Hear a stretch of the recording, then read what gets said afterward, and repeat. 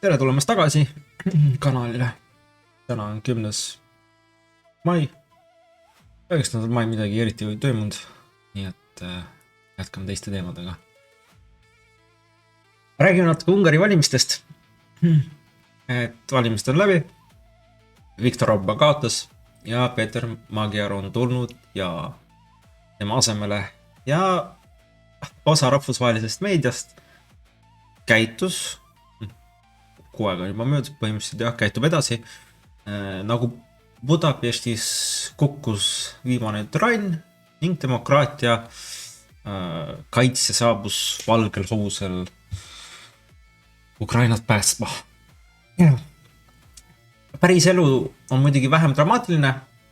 Ungaris ei toimunud puhas võitlus hea ja kurja vahel. Ei kukutatud mingit ainulaadset Euroopa diktaatorit ja asemel ei tulnud mingi süsteemiväline päästja. Süsteemiväline, ma mõtlen siin nagu, kes ei ole nagu parteist ja üldse, no põhimõtteliselt nagu mingi talupoeg kuskilt tuli hommiku ja rääkis üles, et ma lähen päästan Ungarit. Selles mõttes nagu süsteemiväline. Vaid pigem ta nagu jah, kuulus samasse poliitilisse masinasse, sisuliselt, mitte sisuliselt, aga samasse parteisse, kus Orbángi lihtsalt ta sealt lahkus, peksti välja. Ühesõnaga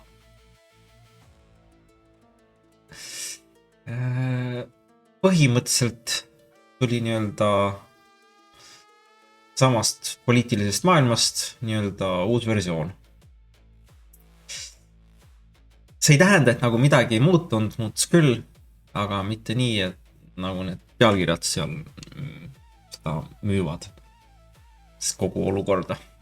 Alustame Orbánist, et lääne meedias on siis teda aastaid nagu kujutatud peaaegu erandliku ohuna, autokraadina, diktaatorina, Euroopa musta lambana. Ja tegelikult Orbán oli juba üpris sükene tavaline nähtus enam vähem. Ta oli edukas Euroopa poliitik, on edasi. Vaatame, kas ta on või ei ole. Aga ta püsis üpris kaua võimul ja ehitas üles nagu lojaalase võrgustiku. Toetas oma inimestele, kasutas rahvuslikku retoorikat ja lihtsalt lõpuks muutus liiga mugavaks, liiga enesekindlaks ja mis kõige tähtsam, liiga korrumpeerunuks. Ja see ei ole nagu ainult Ungari probleem. See on, poliitikas on see üpris tavaline haigus. Kui üks seltskond on liiga kaua võimul, siis ta hakkab uskuma, et riik nagu kuulubki talle. Alguses nimetatakse seda nagu stabiilsuseks, hiljem hakatakse seda kutsuma süsteemiks või türanniaks, kuidas keegi tahab. Lõpuks saavad kõik aru, et tegelikult tähendab see lihtsalt seda, et ühed samad inimesed jagavad võimu, ametikohti, raha ja mõju liiga kaua. Tähtis vahemärge on see, et see, kui nad on nagu võimul kaua, nagu iseenesest ei ole probleem. Probleem on selles, et liiga palju tekib korruptsiooni, tavainimene elu ei parane ja ta ei näe nagu mingisugust helget tulevikku nende inimestega, kes kaua on võimul.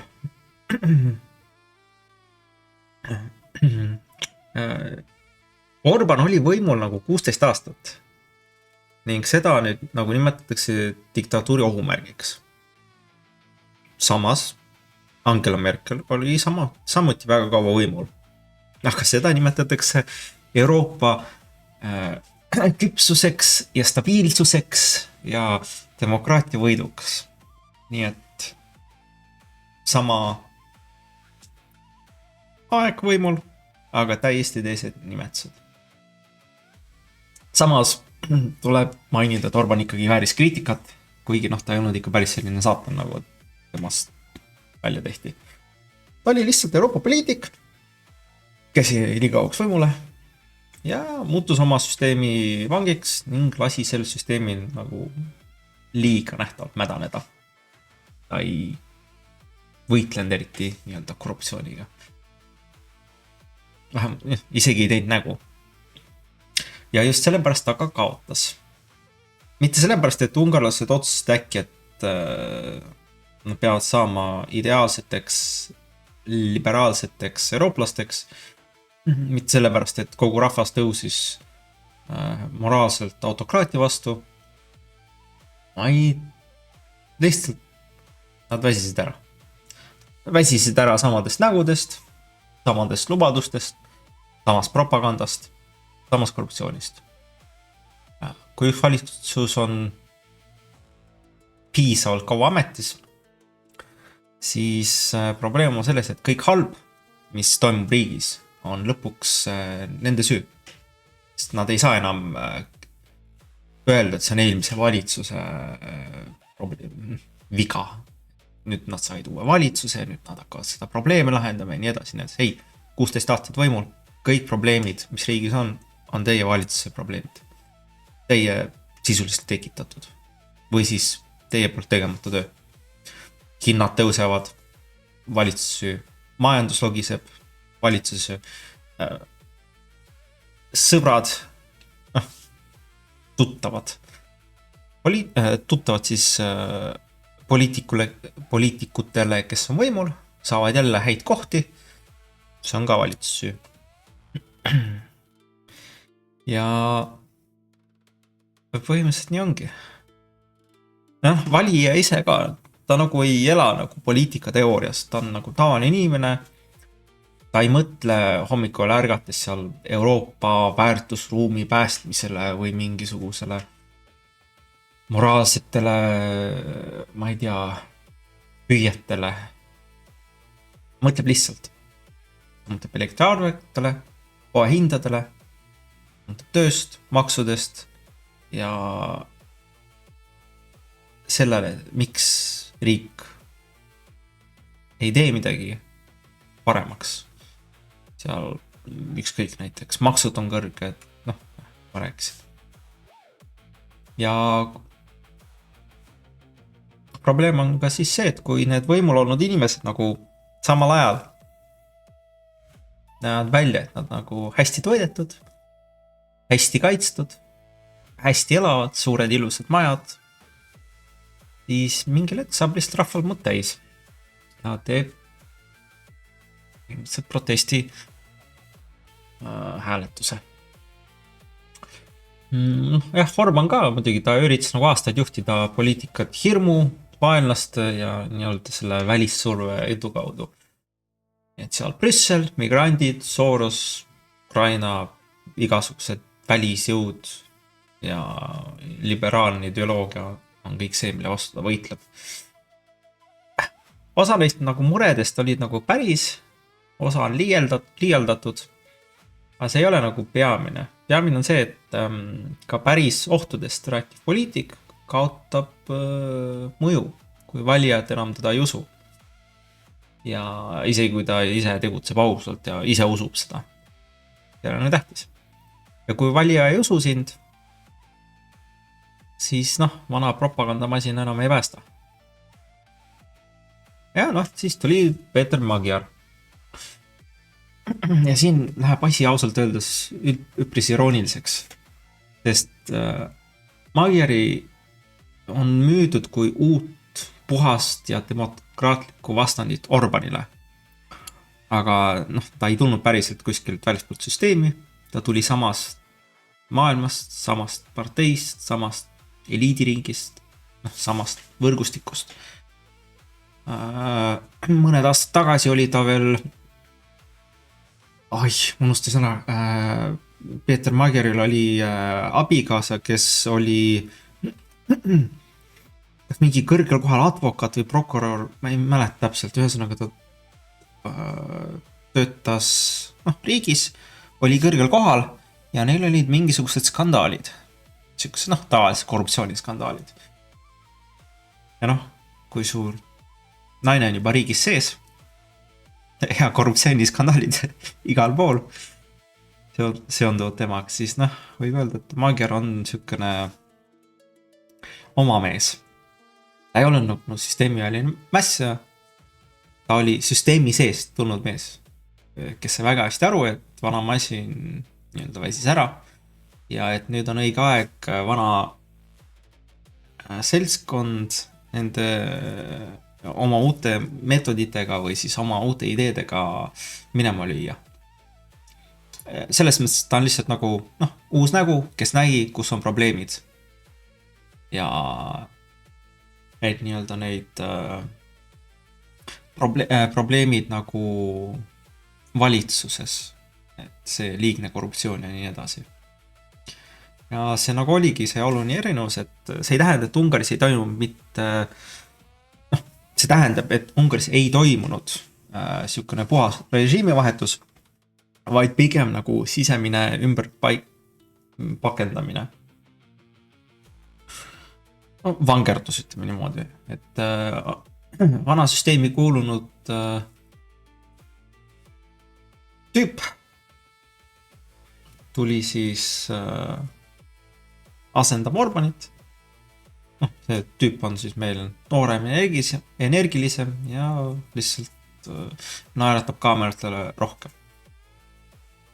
Ja kui vaadata nagu Magyari sisu, mitte seda reklaami, mis tema ümber on, vaid nagu sisu, nagu see poliitiline mõte, mis tal oli üldse, siis on palju põhjust arvata, et ta ei hakka tegema mingit täielikku ideoloogilist pööret.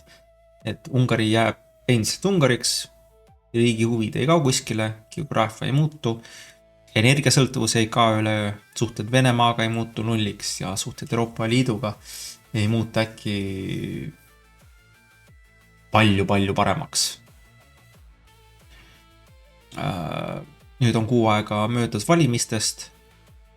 Ta on esinenud erinevates kohtades, üheks asjaks oligi see, et ta tahab normaliseerida suhted kõikidega. Venemaaga kaasa arvatud.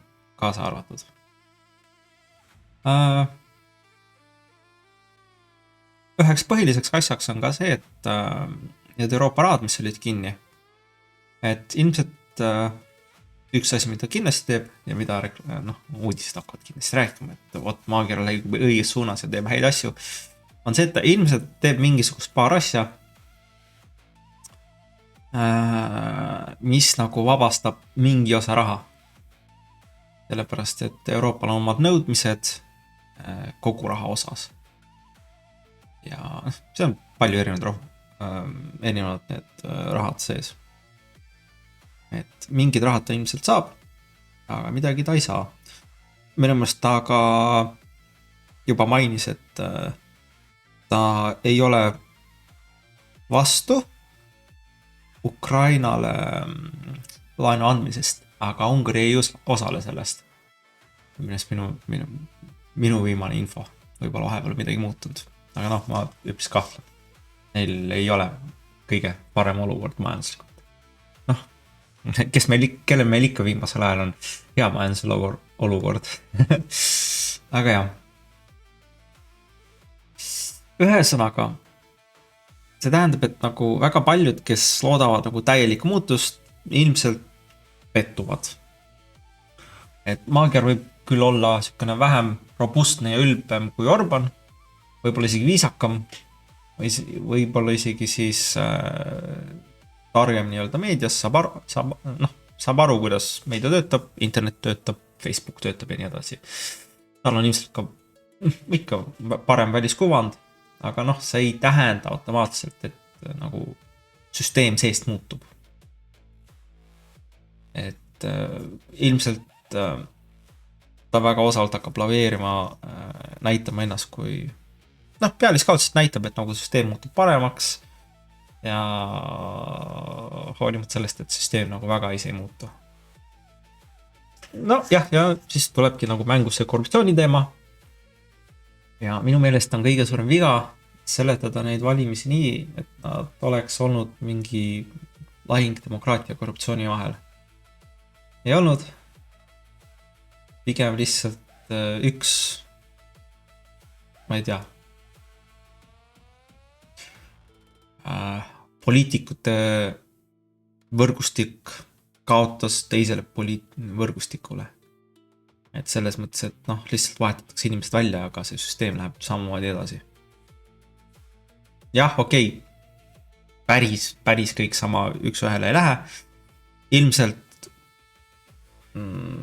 muutub stiil, muutub retoorika, ilmselt välissuhted ka parandavad või siis vähemalt nad teevad mulje, et nad räägivad, üritavad rääkida, nad on poolt ja nii edasi, aga päris nagu, kas see päriselt kuskil läheb, seda me näeme.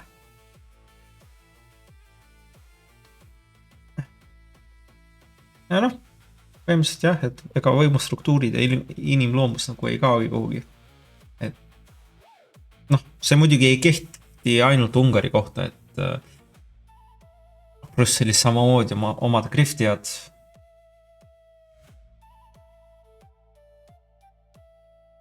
Enne kui edasi lähme. Ma ei ole rääkinud, mis grifti on. Kõik eestlased võib-olla ei tea, ingliskeelne väljend. Grifti on põhimõtteliselt, kes kasutab poliitilist või mingit moraalset olukorda selle jaoks, et raha teenida või siis mingit võimu saada. Näiteks Inglismaal on grift, ma ei tea eestikeelset sõna, sorry. Aga Inglismaal on näiteks grift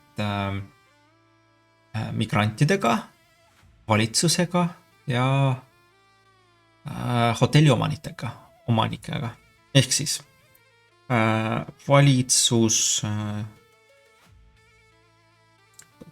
ma ei tea, kuidas kedagi paremini öelda on.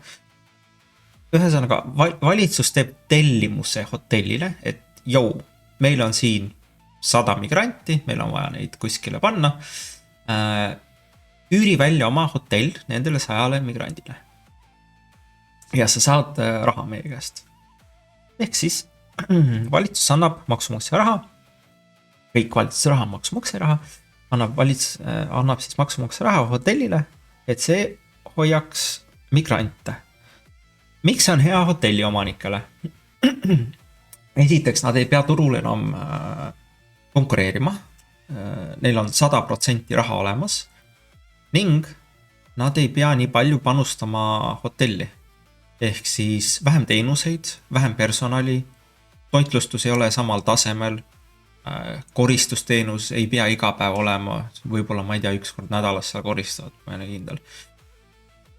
Ühesõnaga, see on niisugune näide griftijast. Et te teaksite edaspidi, millest ma räägin. Nii, jätkame siis, et kus Brüsselis, jah, Brüsselis on ka omad griftijad. Nad lihtsalt nagu kasutavad sõnu nagu õigusriik, väärtused ja kodanikuühiskond. See on nagu need põhilised teemad. Washingtonis on samamoodi. Seal nad räägivad vabadusest, julgeolekust ja demokraatia kaitsmisest. See on nagu need moraalsed põhjendused. Ja noh, Moskvas samamoodi on omad griftijad. Lihtsalt seal on nii-öelda mass. Noh, see on nagu üpris konkreetselt, nad ei peida seda nii. Ja niisugused jõulisemalt toimub seal see. Noh, kõik süsteemid räägivad, et just nende teemad on õiged, nende moraalsed asjad on kõige paremad. Ja kõik need süsteemid toodavad siis eksperte, mõttekodasi, sõbralikke ajakirjanikke, aktiviste ja moraalset õigustust. Ja kummalisel kombel saavad nendes süsteemides alati väga hästi hakkama inimesed, kes on võimule piisavalt lähedal. Nagu said aru, süsteem on siis valitsus põhimõtteliselt teise sõnaga või riik. Samas võivad ka olla ettevõtted, et see täiesti oleneb. Ja noh, see aga ei tähenda, et kõik nagu pooled on igas asjas võrdsed. See ei tähenda, et on head ja on pahad. nii nagu lastele välja mõeldud seal versioonist, poliitika versioonist. Pärismaailmas on enamasti lihtsalt erinevad huvid, erinevad võrgustikud, erinev propaganda.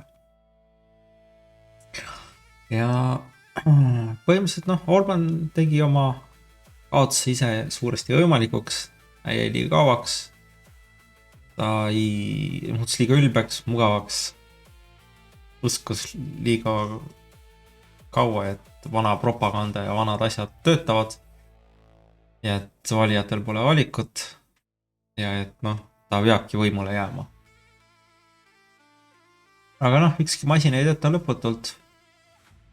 Ja kui partei on liiga võimul, siis kaotab ta lõpuks võime ennast uuendada või siis asju parandada. Ta jätkab samas vaimus, talle tundub, et vana loosung, vana vaenlane, vana hirm töötavad ka järgmine kord. Ja tavaliselt mingi hetk nad enam ei tööta. Ja see oligi tegelikult Orbani tegelik probleem. Mitte siis see, et Ungari oleks korraga üles ärganud ja saanud teiseks riigiks, vaid see, et lihtsalt Orban ja siis see süsteem, mis ta ümber on, ei suutnud enam veenvalt teeselda, et ta on aus, õiglane ja ta viib kuskile riiki edasi.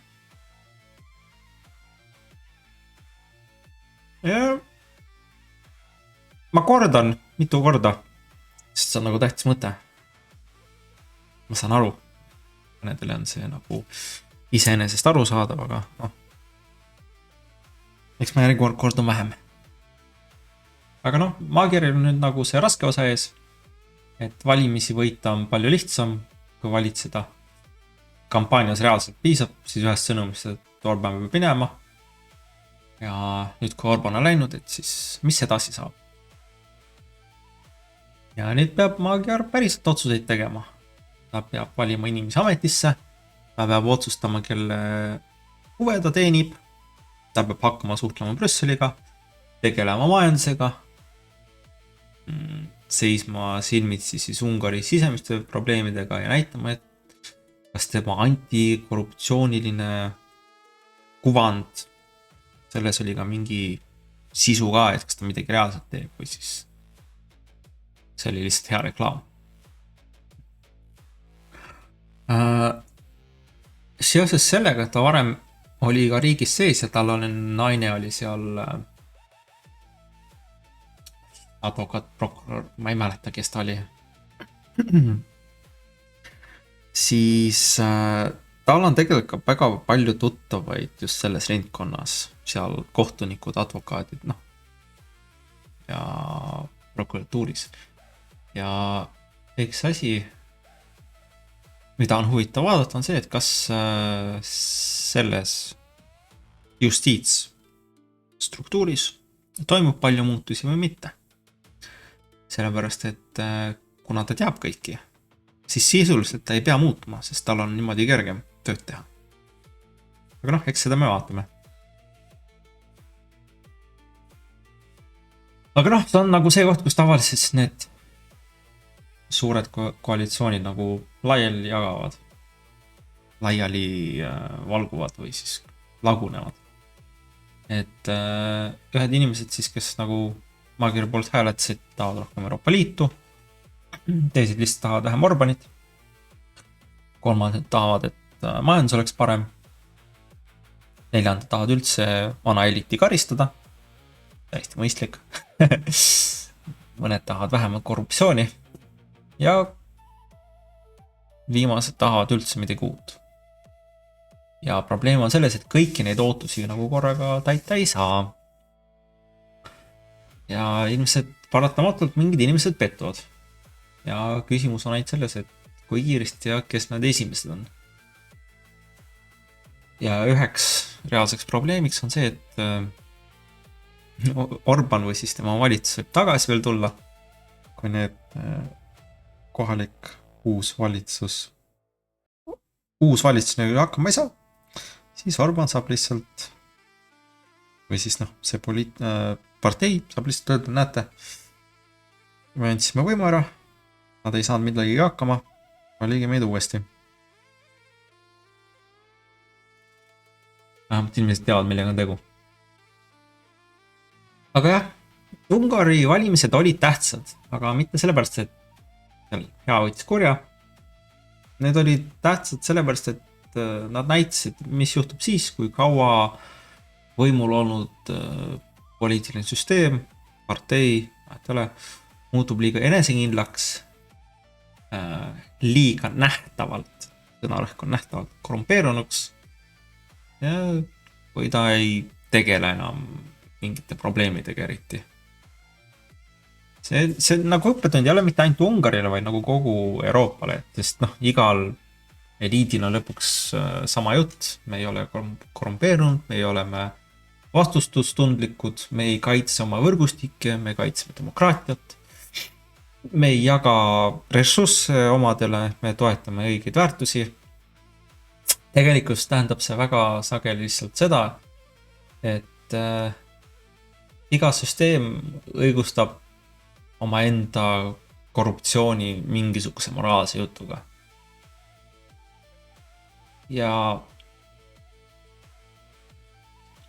Orban ei olnud mingisugune ajalooline koletis. Ta oli osav, edukas ja lihtsalt liiga mugavaks muutunud Euroopa poliitik. Ja Magyar ei ole ilmselt mingi puhas süsteemi väline vabastaja, demokraatia esile tooja. Ta on tõenäoliselt sama maailm uues, paremas, targemas, riietatud versioonis. Ja see ongi kogu loo ebamugav tuum mõte, et Ungari ei valinud ilmselt mingit uut ajastut, vaid lihtsalt uut haldurit, uut poliitilist nägu, kes hakkaks tegelema nende vanade probleemidega. Võib-olla see uus valitseja siis saab hakkama, võib-olla ei saa, seda me näeme. Aga on üpris lapselik nagu uskuda, et nüüd see korruptsioon läbi ja võimumängud said läbi ja siis päris poliitika asendus mingisuguse moraalse puhtusega. Sest ta ei juhtu kunagi. Või siis peaaegu kunagi. Ja kõige tõenäolisem stsenaarium on palju lihtsam.